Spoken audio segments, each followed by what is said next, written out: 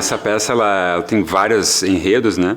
Mas o principal deles, é o mote, né? Que dá origem à peça, é o Duque de Milão, chamado Próspero. Ele é exilado, né? Por um golpe político que o irmão dele pratica. Ele é exilado de Milão, colocado num barco e deixado à deriva, junto com a filha dele, no mar. E nesta deriva ele acaba chegando nesta ilha, né, que não sabemos o nome, mas é uma ilha mágica, digamos assim, porque o próprio Duque de Milão, além de ser político, né, ele também é um cara que é envolvido com essas questões de magia, de alquimia, né, e ele então começa a viver nessa ilha, esperando talvez uma forma de voltar para Milão, né, alguma oportunidade. Nisso acontece o quê? Alonso, que é o Duque de Nápoles, rei de Nápoles, vai até a África, né, em Tunis, para o casamento da sua filha. E nesse casamento também vai todo mundo de Milão, né, o Duque, todas as pessoas. E aí eles estão voltando desse casamento e eles passam perto dessa ilha. E aí o Próspero, como tem esses poderes mágicos, ele cria uma tempestade imaginária. Porque não é uma tempestade real, mas as pessoas dentro do navio sentem que estão numa tempestade, que as ondas estão batendo e que o navio quebra e eles todos são jogados na água e acabam então nesta ilha. A partir daí então ele começa a vingança, né, praticando uma certa vingança com essas pessoas, mas que no final das contas a vingança dele se conclui no casamento do filho do rei Alonso com a filha dele, a Miranda. E aí, então, digamos assim, se refaz a situação dele política, ele retorna, então, a Milão como duque. Mais ou menos isso. E no meio de tudo isso tem todos esses seres mágicos, né? Essa história é só uma base para acontecer todos esses seres que vão fazendo essas magias e todas essas coisas que os nobres, né, que estão lá, vão vivendo, né? Mais ou menos isso. É hora de revelar o que não sabe. Dá tua mão e tira de mim o outro macho.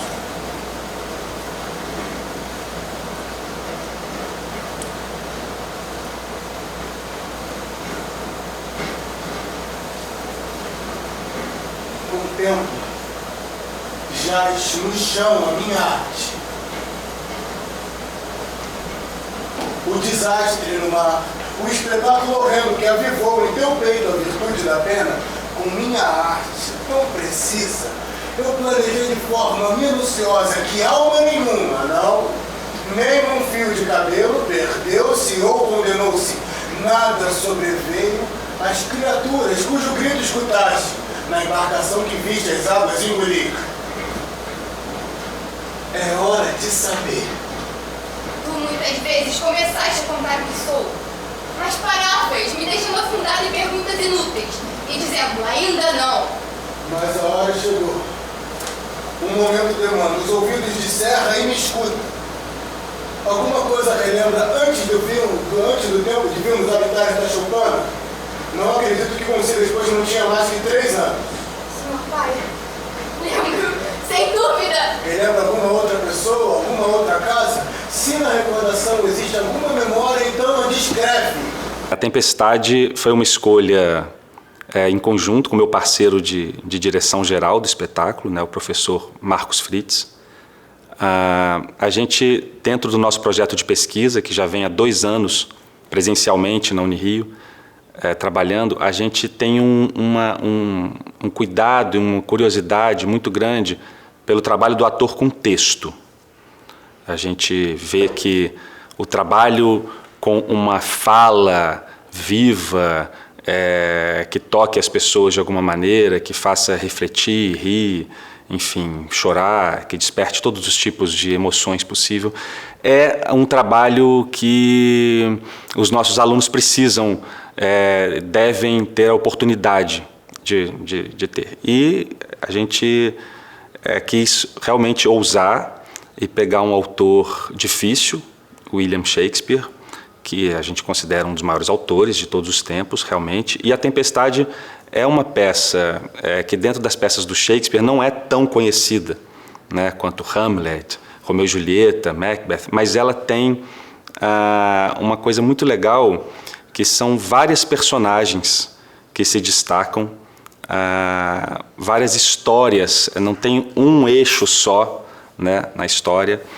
no desenrolar da peça, e tem falas que são em prosa, tem falas que são em versos, então a gente teve vários desafios aí, como dizer o texto em versos, sem cair naquela monotonia de ficar falando, ficar enfatizando sempre o final dos versos, e por aí vai. O inferno está deserto e os demônios estão todos aqui.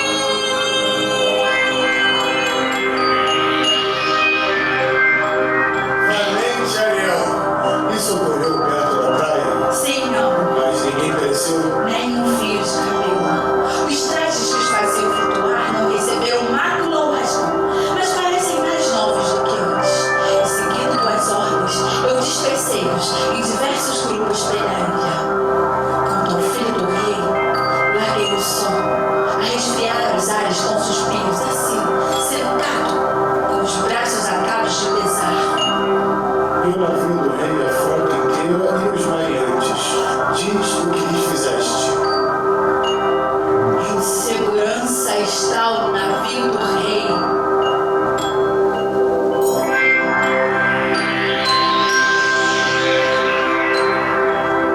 Bem ancorado, num recesso profundo e misterioso, onde um dia mandaste eu colher o Vale das Bermudas tormentosas, lá se encontra escondido.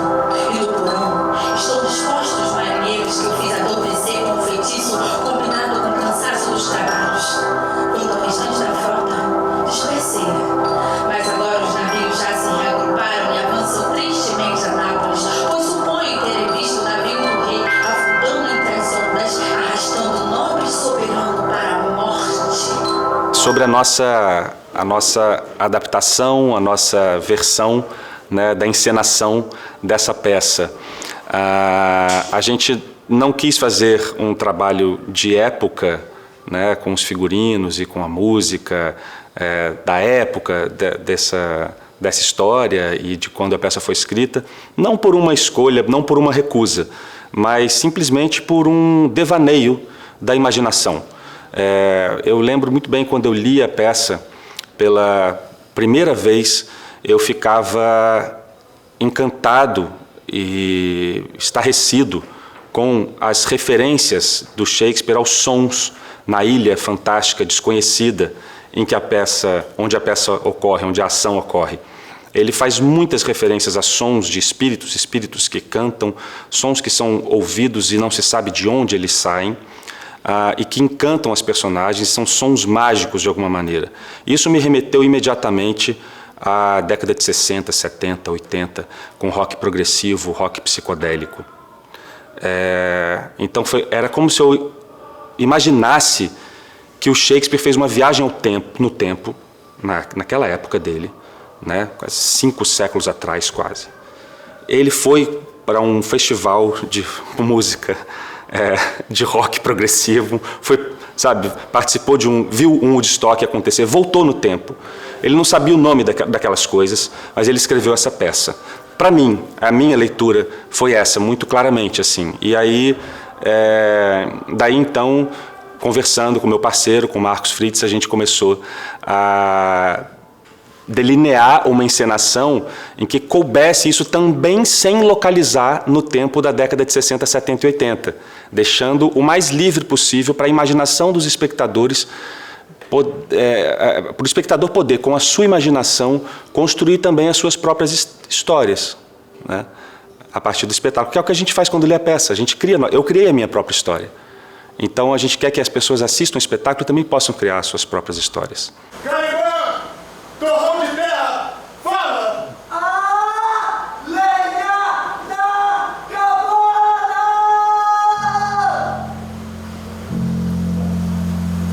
Vem logo, escravo peçonhento que o diabo gerou no ventre! Animalesco de tua mãe!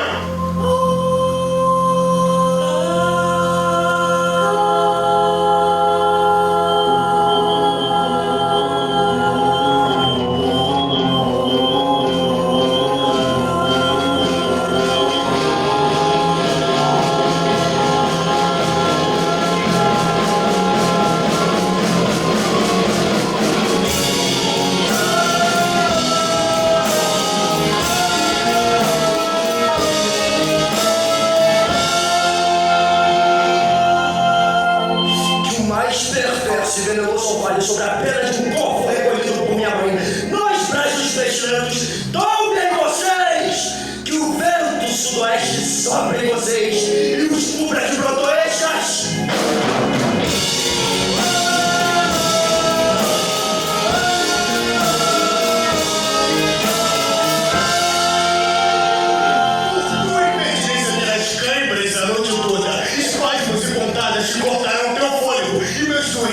Cheio de espinhos, vou curar teu corpo por toda a face, toda noite, lágrimas, seres malignos, burro! Ficarás recoberto de picadas feito no favo de mel, cada picada mais ardida que a abelha que o furou, com a ponta do ferrão! Quero jantar! Sou dono desta ilha! Eu herdei de minha mãe! O Próspero é um personagem com muitas possíveis interpretações. Eu acho que é também um dos personagens difíceis de Shakespeare, um dos mais difíceis de serem feitos, até por causa dessa ambivalência de questões que ele tem. E se a gente for... Quando eu li o texto na íntegra, eu achei o personagem muito complexo de se fazer, porque em primeiras leituras é fácil cair numa coisa como se ele não tivesse nenhuma mudança, que tudo dá certo para ele, porque tudo que ele pensa vai acontecendo. Aí isso podia ser uma coisa que não mostrasse a força e a importância do personagem, como se ele não tivesse nenhum conflito, como se ele não tivesse nenhuma questão. E eu, quando fui interpretar o Próspero, eu pensei muito em uma pessoa que está completamente desesperada e que necessita que tudo dê certo. Por isso que ele faz as coisas que ele faz na peça, por isso que ele trata o Caliban do jeito que ele trata, por isso que ele trata a Miranda do jeito que ele trata, o Ferdinando também. É uma pessoa que é a última chance que as coisas deem certo para ele. Então é como se fosse o objetivo da vida dele, que ele está planejando há muito tempo. Eu enxergo assim o personagem, até para dar essa força em cena, assim, de atuar em cena, de olhar os parceiros. Então eu enxerguei muito Próspero nessa maneira. Bom, o meu Caliban, eu peguei muito da fantasia da peça, da questão da magia para compor. Eu sabia que se tratava de uma besta fera que é um pouco desagradável de ser vista. Ele é movido muito pelo ressentimento durante a peça, porque ele acredita que essa ilha é dele, é uma herança dele, da mãe dele, que era uma bruxa que ele tinha muito amor, e que foi tomada dele, tirada por uma pessoa que veio de fora, que se acha superior a ele, realmente é, assim, magicamente mesmo, intelectualmente. Então, eu explorei bastante desse ressentimento e eu acho bacana porque existe um contraste no personagem onde ele começa como algo muito irritado e o texto, às vezes, dado de uma forma intensa e no grito, na raiva, e depois que os outros personagens caem na ilha e ele se junta com os personagens que estão com a garrafa de vinho e ele fica embebedado, ele acaba se tornando um monstro mais alegre, esperançoso, sonhador. E mais ou menos essas foram as vertentes que eu utilizei para chegar no Caliban que eu fiz. Que é isso?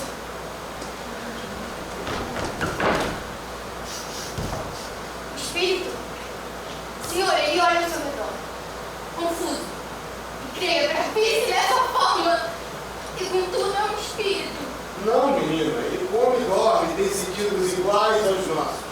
O galante que às vezes estava no naufrágio e agora vem marcado pela chaga da nuca, que corrói a sua beleza. Se não fosse assim, até poderia dizer que é belo e altivo. Extraveu-se dos amigos e agora os buscam o Léo. Poderia dizer que ele parece algo divino, pois jamais no mundo natural eu vi ser tão nobre. Eu vejo que as coisas andam como eu ordeno. Bravo espírito, em 2 dias terás a tua liberdade.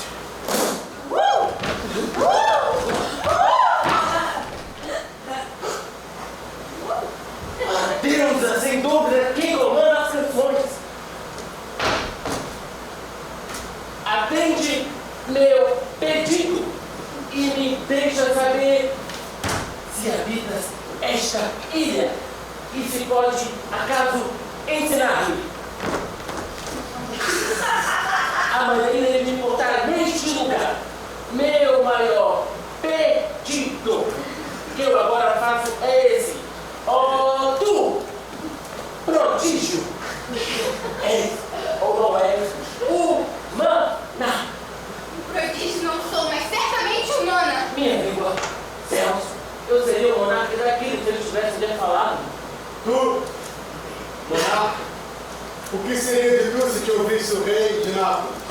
Eu seria o que sou, que ao disputar para marinhar por esse espanto. Eu sou Narciso. Eu que avistei o rei cair, com estes olhos meus, cuja maré salgada desde então nunca mais baixou. Que desgraça. A Miranda é uma personagem que eu sinto que, a uma primeira leitura, pode parecer uma mocinha, uma donzela, uma princesinha. Acho que por conta, enfim, da gente lembrar de todas as outras princesinhas de Shakespeare.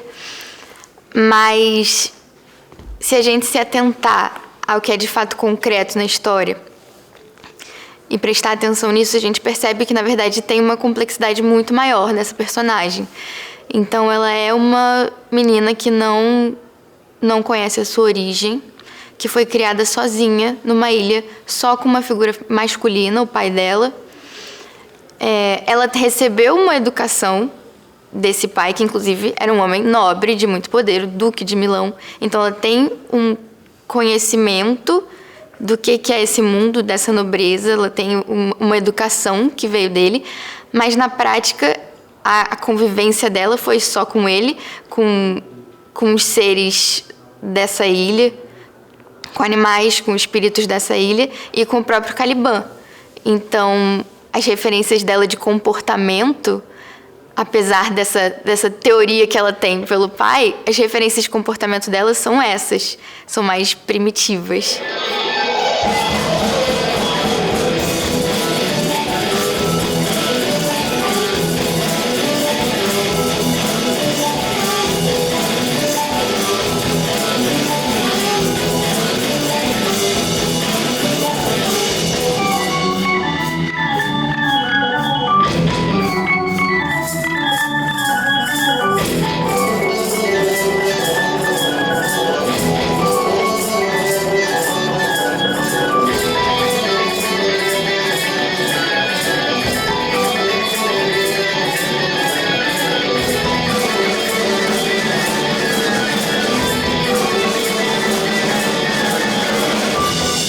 Esse texto de Shakespeare, A Tempestade, ele tem muitos elementos, ele sugere muitos elementos sonoros, musicais mesmo, né? Uma história fantástica, se passa numa ilha e tal.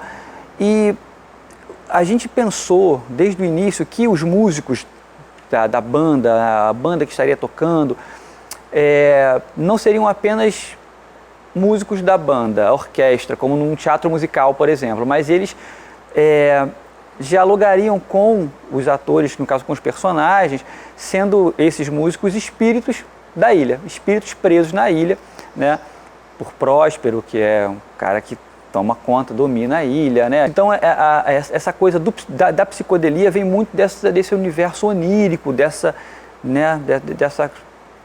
paisagem sonora que a gente está buscando para essa peça do Shakespeare. Um grande desafio foi mergulhar de cabeça nesse universo da música progressiva, né? Do rock progressivo, experimental contemporâneo. A gente tem influência de Led Zeppelin, de Purple, né? De Pink Floyd, e aí tem compositores minimalistas também, europeus, o Arvo Pärt, os norte-americanos Terry Riley, né? Lamont Young, que são compositores que transitam entre o universo da música popular, da música erudita, né? Mas um grande barato, que também foi um grande desafio, foi trabalhar com os músicos estudantes da escola de música aqui, né, da Unirio, né, do Instituto Villa-Lobos. Os músicos são todos estudantes, e aí, assim, fazer com que eles entendessem essa proposta, né, que não apenas tocassem, não é apenas pegar o que está na partitura e sair tocando e repetir.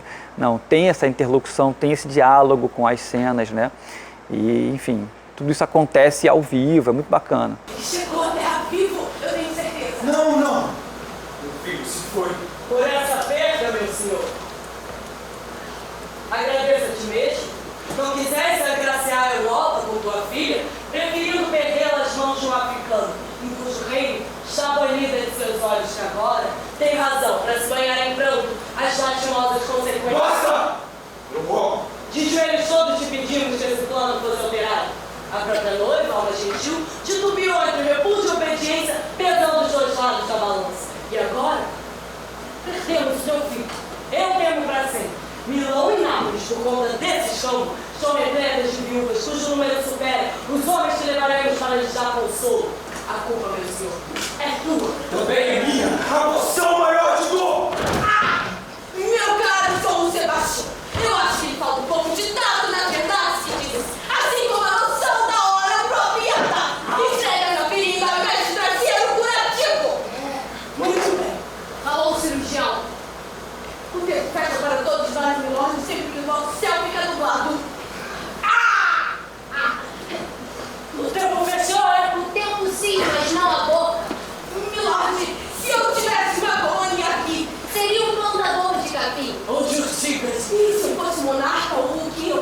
só ficaria sóbrio por falta de vinho. Nesse estado ideal, eu organizaria as coisas ao revés. Nenhum comércio seria permitido. Aboliria as leis por uma espécie de juiz ou magistrado. Ninguém conheceria as letras. Pobres, ricos, senhores e criados. Nada de heranças, contratos, lavras e vinhedos. Nada de marcos separando terras. E sem profissões. Os homens todos ociosos e as mulheres também, mais puras e inocentes. E sem hierarquia. Mas não era o rei? É um país onde o fim esqueceu o começo. Tudo que produz a natureza seria partilhado sem suor e esforço. Não existiria traição e nem rebelião. Na época do Shakespeare, de fato, as mulheres não atuavam, elas não podiam atuar, então os homens faziam todos os papéis, né? Às vezes, uma mulher jovem era feita por um ator muito jovem, né? Que tinha ainda a voz não estava formada e tudo mais. A gente, na nossa época e na nossa situação específica de Unirio, tem alguns fatores que nos fazem explorar essa questão de várias atrizes fazerem papéis de homem, né? A primeira questão é que aqui no nosso curso a maioria dos alunos é mulher. A gente tem mais mulheres. Em geral, nas escolas de teatro, hoje em dia é assim, tem mais mulheres do que homem. Outra questão é que a peça só tem uma personagem, de fato, que aparece, que é a mulher, que é a Miranda, como você disse. E a principal questão, a meu ver, é que nós entendemos que teatro é jogo, é imaginação, é brincadeira, tudo é possível. Nós podemos fazer criaturas fantásticas. Tem personagens que são espíritos, tem um personagem que é meio monstro, meio animal, meio homem, né? E eu acho que é um exercício muito legal para os atores e para as atrizes fazer essas personagens que não têm nada a ver com as suas identidades do mundo de agora que elas vivem. Como a peça foi escolhida, digamos assim, antes de definir o elenco, né, a gente vinha trabalhando com um grupo de atores. Esse grupo de atores, e eu acho que o Vinícius comentou isso, digamos assim, metade, tem tantos homens quanto mulheres. E aí a peça não tem metade, tem uma só e o resto todos homens. Então, aí a gente viu essa necessidade de propor às atrizes esse desafio, né, que é fazer um personagem masculino. E isso foi uma questão que a gente conversou, eu e o Vinícius, bastante sobre isso, sobre como ajudar as atrizes a fazer essa travessia para esse personagem masculino. Então, acho que uma das coisas que a gente trabalhou muito foi justamente isso, né? Encontrar esse lugar na atriz em que esse aspecto masculino surja. Eu acho que, a princípio, ela foi uma personagem criada para ser feita por um homem, né? E sinto que para transmitir a ideia do feminino dentro dessa peça. Então, talvez certas coisas do texto sejam estereotipadas, de certa forma, para transmitir esse feminino, que na verdade é a visão de um homem, e para ser feita por um homem. Mas eu vejo verdade nesse feminino dela. Eu acho que eu vejo uma curiosidade de uma mulher que, assim, não sei nem se se entende como mulher, mas que entende, né, entende a feminilidade a partir do que o pai dela conhece como feminilidade e que ele transmite para ela. Mas, ao mesmo tempo, não tem nenhuma outra referência. Então, eu acho que é isso. Eu vejo essa verdade de uma pessoa, um ser humano, que foi criado e que deseja conhecer o que é esse feminino. Que não entende o que é, mas que deseja conhecer e que deseja conhecer o mundo.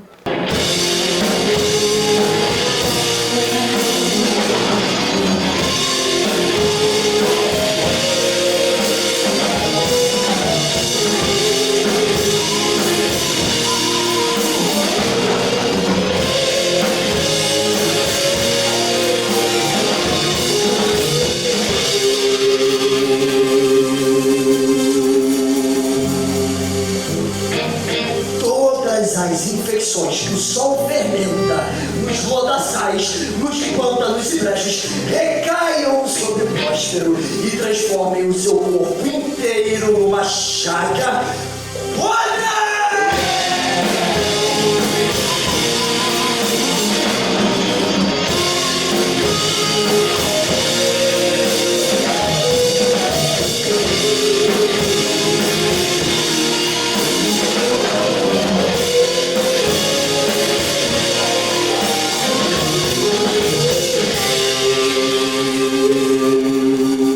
Seus espíritos me ouvem, todavia preciso praguejar, mas os espectros não vão me atormentar com beliscões, me assustar com visões de trágicos, duendes, nem me cobrir de lama, ou me iludir como fachos de fogo pelo escuro, me atraindo para fora do caminho, a menos que ele ordene.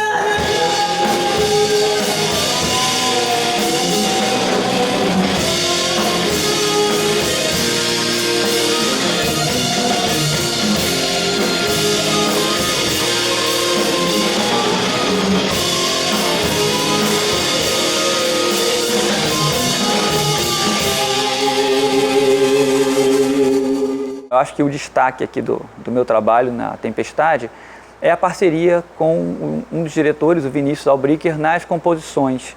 Eu acho que se fosse algo que dependesse apenas de mim, com uma encomenda, né, compor músicas para uma peça de teatro, como já fiz algumas vezes, a gente não teria um resultado tão bacana como esse. Acho que a influência do Vinícius, a dramaturgia sonora, musical que ele propôs desde o início, as nossas conversas diárias sobre questões sonoras, questões musicais, questões cênicas, de gesto, de movimento, de imagem, visualidade, tudo isso influenciou diretamente na minha maneira de compor as músicas. E o Vinícius compõe também, é um excelente músico, e essa troca foi muito bacana, né? Cada um dando pitaco no trabalho do outro, acho que isso é um grande barato. Era uma vez um homem que vivia na lua, e era eu. Eu te vi na lua e eu te venero. A minha patroa me mostrou teu rosto e também o teu cachorro e o teu arbusto. Vamos lá, beija a Bíblia. Logo vou recheá-la de novos versículos.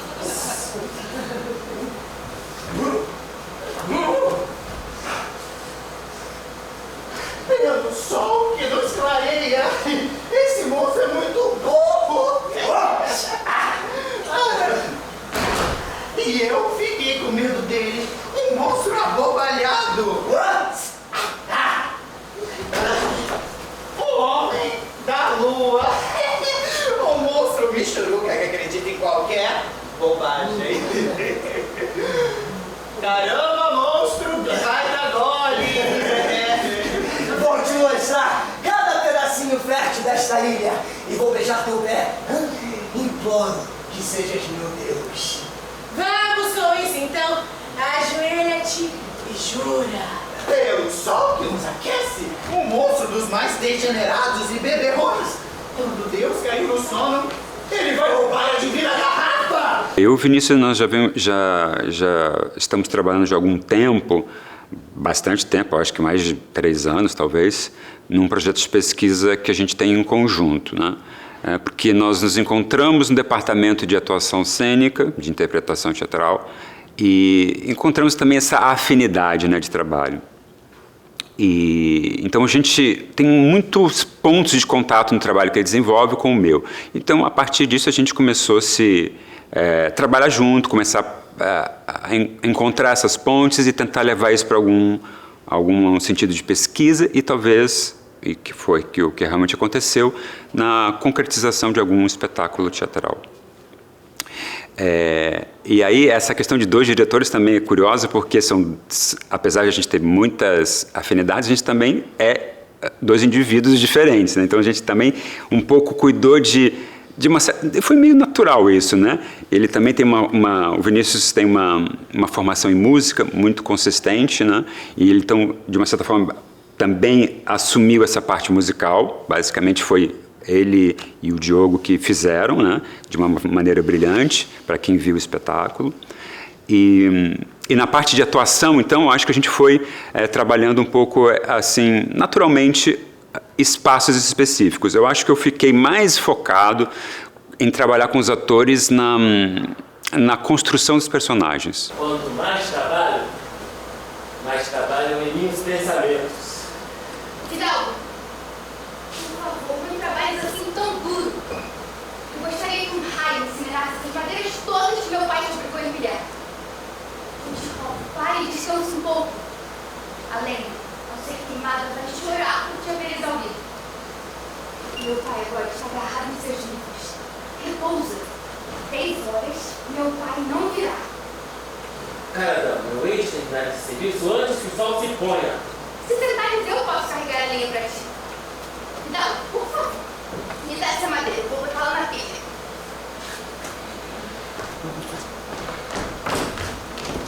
Preciosa criatura, eu prefiro arrebentar os meus dedões e as minhas costas a permitir que os homens desta forma enquanto eu fico olhando ocioso. Essa tarefa é tão digna de mim quanto de ti, Fidalgo. E eu posso realizá-la com maior sossego, pois o meu desejo é fazer isso. E o seu não é.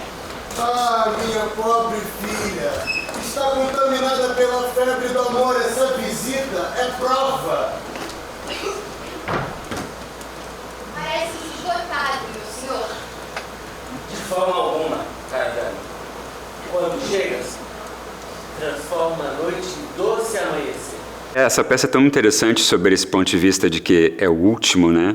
O último texto do Shakespeare. A gente sempre tem essa tendência a pensar qual é o último livro do escritor, qual é a última obra dele, né? Que talvez essa última obra queira dizer alguma coisa, né? E talvez sim, em alguns momentos eu acho que na crítica, né, quando a gente lê sobre a peça, fala que é uma certa despedida, né, do Shakespeare dos palcos.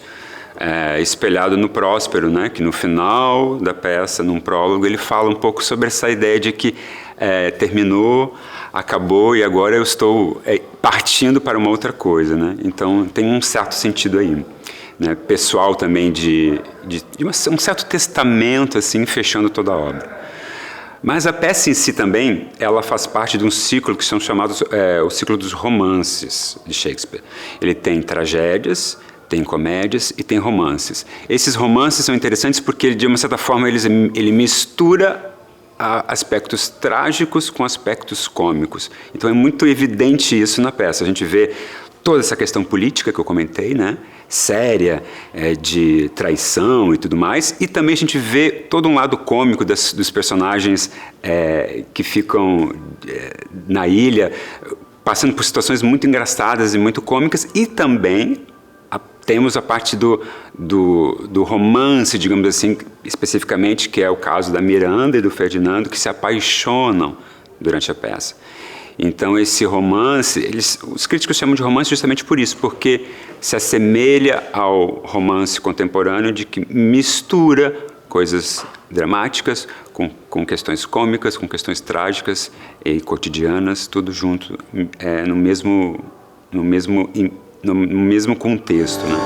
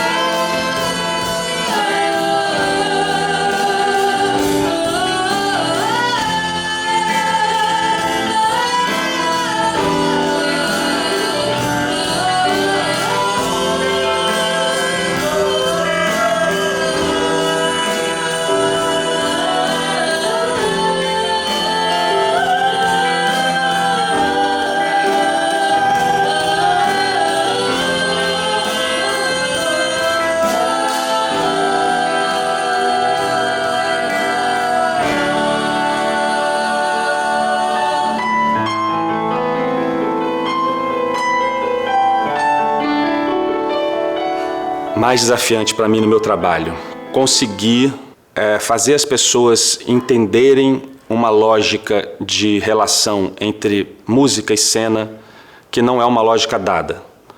Não é um musical, não é uma ópera, não é uma ópera rock, é uma peça, tem narração, tem personagens, tem muito texto e é um show. Tem música, tem uma quebradeira sonora, tem um punch sonoro grande. Então isso foi difícil, até para mim, como é uma linguagem muito experimental, então eu estudei muito isso. É uma coisa que vem desde a minha pesquisa de doutorado, que eu defendi em 2019, sobre o ritmo no trabalho do ator, e agora eu quis expandir para a questão do ritmo na encenação.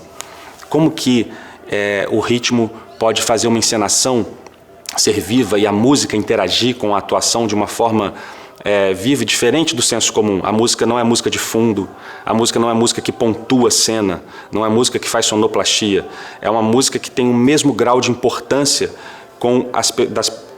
das personagens e das ações das personagens, né? Então isso foi desafiador e ao mesmo tempo foi um prazer, e eu acho que a gente conseguiu atingir um nível muito legal para esse momento na faculdade, com esses atores, com esses músicos, com esses parceiros de trabalho. O contraste, né, que para mim é a alma do ritmo, e o ritmo é uma essência de todas as artes, então o contraste ele se faz presente no espetáculo como um eixo condutor das sensações e da história também.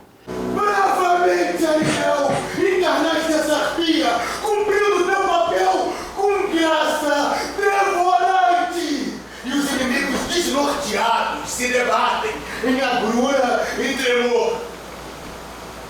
Agora, em suas convulsões, eu devo deixá-los, pois devo visitar o jovem Ferdinando, que eles supõem que esteja morto, além daquela que nós dois chamamos.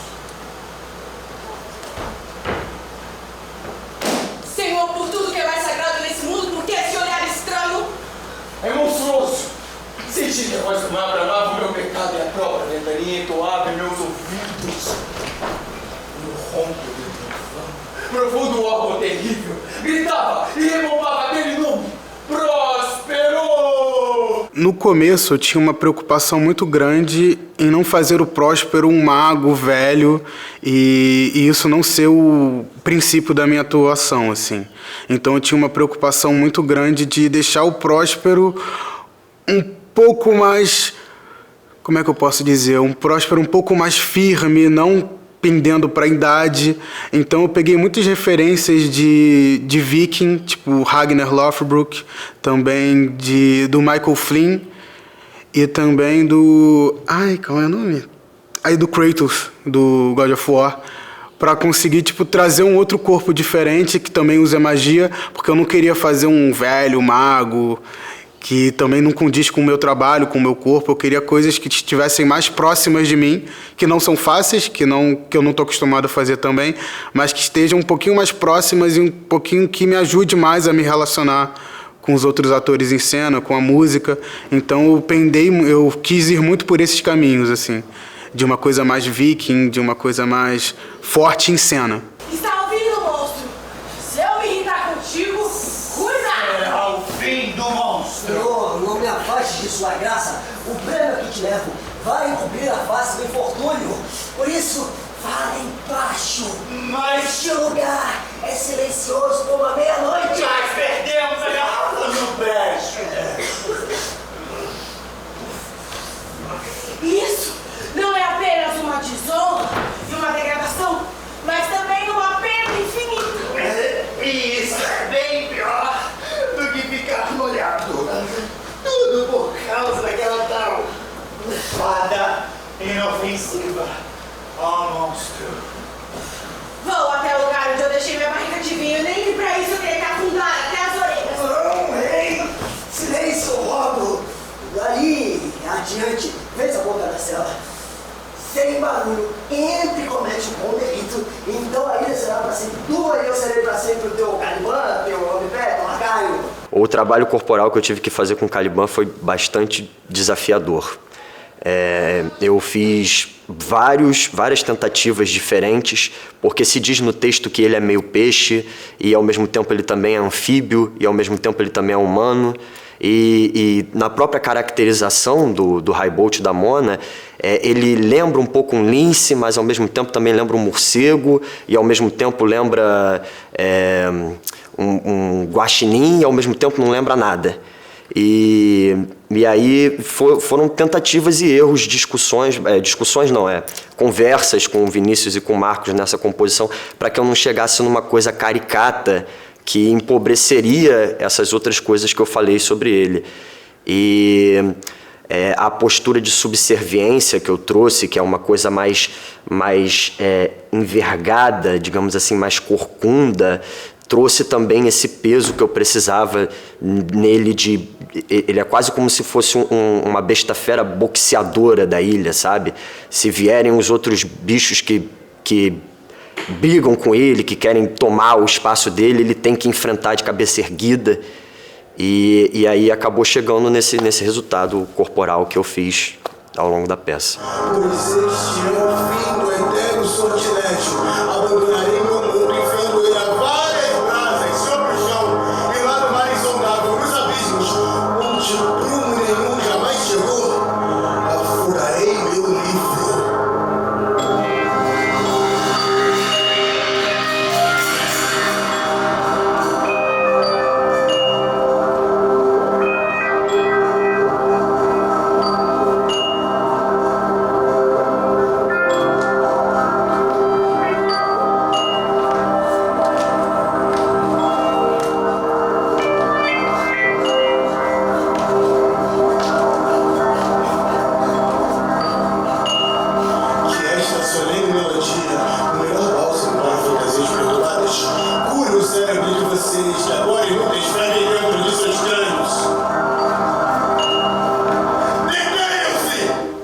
O professor Marcos Fritz fez a direção geral junto comigo, professor do mesmo departamento que eu, departamento de interpretação teatral.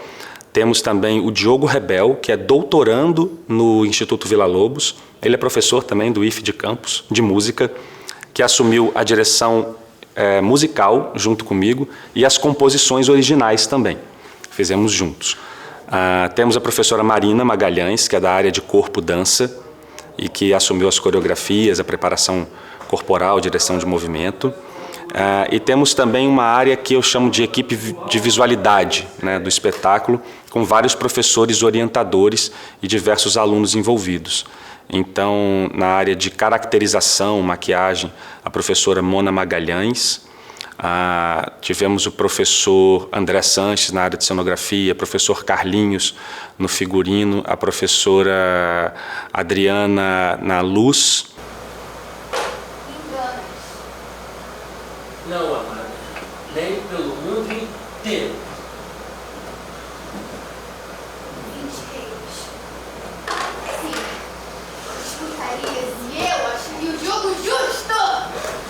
Se isso for uma ilusão da ilha, perderei pela segunda vez o filho. É o milagre dos mais impressionantes. Embora os mares surjam, são piedosos, Deus amaldiçoem sem ter motivo. Se for as bênçãos mais copiosas do coração de um pai feliz, levante e diz, como viestes parar aqui?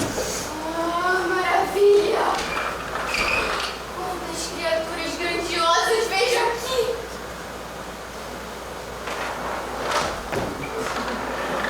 Que bela humanidade! Bravo mundo novo que contém gente assim! É novo para ti. Não é essa que o jogo te acompanha? 3 horas, quando muita idade desse ponto. É ela, a deusa que extraviou o nosso caminho e agora nos une. Ela é mortal, Senhor, mas pela providência mortal, ela é minha. E sem ter como pedir conselho a meu bom pai, e sem saber de fato se ele estava vivo, por esposa a escolhi.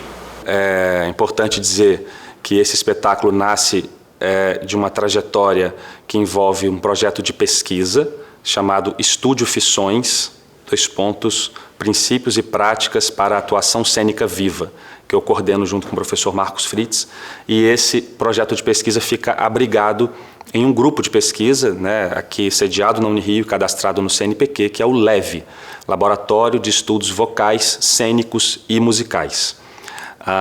Essa é a área da pesquisa. Também na área de extensão cultura, a gente tem um projeto aprovado com o bolsista PIBCUL, né, de produção desse espetáculo, especificamente, neste ano. Temos também projeto de ensino envolvido. Eu sou professor da disciplina Práticas Musicais em Espaços Cênicos, que tem um projeto de monitoria com bolsista. Então, o projeto ele nasce da interação, o espetáculo nasce da interação entre todos esses projetos. E num instante, siga atrás. Como num sonho, algo nos separou do resto dos barulhos.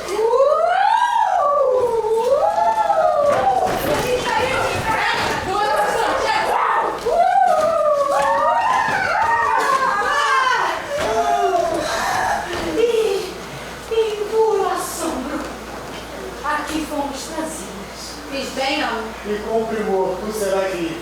Jamais só me pisou em tão estranho labirinto. Há algo aqui, além do curso natural que rege o mundo. Algum oráculo é preciso para retificar o nosso entendimento. Não perturbeis, Senhor, a vossa mente, remoendo a estranheza desta história, num momento apropriado e com descanso. Quando estivermos a sós, eu lhe contarei toda a forma dos eventos, de modo que achareis tudo plausível. No momento, Senhor, alegrai a alma. O teatro de texto, ele vive. Shakespeare é um grande autor. Podem falar o que quiser sobre Shakespeare, sobre o teatro de tradição europeia, de texto, mas ele vive e a gente pode fazer com ele o que a gente quiser. Né? A gente pode fazer, inclusive, ele na íntegra, sem cortar, sem mudar as palavras e proporcionar uma experiência, uma jornada para o espectador. E é isso que a gente quis fazer e eu gostaria de ver outras tempestades e outros textos de Shakespeare e de outros grandes autores lendários sendo feitos na universidade, que eu acho que é importante a gente entrar em contato com esses autores.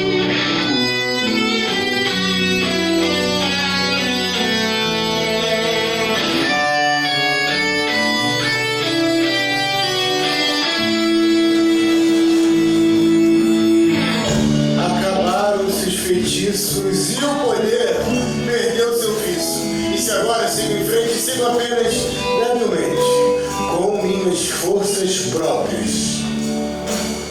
É verdade, ao fim da história devo aqui ser confinado ou a Nápoles mandado. Se o ducado resgatei e os traidores perdoei, não deixeis que eu fique preso pelo vosso encantamento nessa ilha desolada, circundado pelo nada. Com vossas boas mãos, desfazei o meu grilhão, assoprai este velame para o navio seguir adiante, ou o meu plano há de falhar, e esse plano era agradar. Já não tenho no comando os espíritos em bando, nem a arte do bruxedo, e o meu fim é o desespero. Se não vier a salvação no socorro da oração, cujo poderio invade a morada da piedade e liberta seus condenados. Se quereis ser perdoado de vossos próprios delitos, perdoai este contrito. Por indulgência e bondade, dai-me agora